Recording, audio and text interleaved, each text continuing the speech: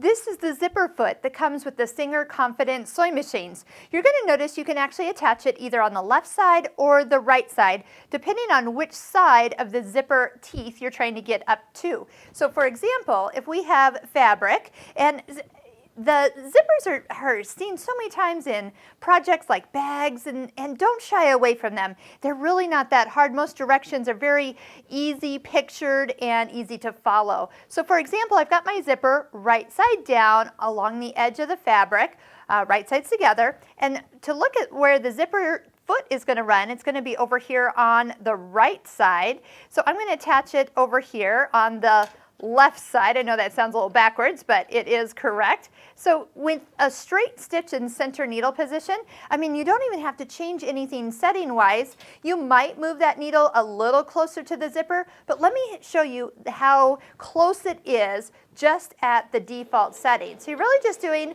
a straight stitch. You're hugging the zipper teeth right up to the toe, but the needle is allowing you to get nice and close. If you just use a regular foot, then you're like half on the zipper, half off. You're kind of going sideways down the road. So a zipper foot is, of course, the proper foot to use. Okay, so take a look. Normally what you do first is stitch it in place, and then you press it over.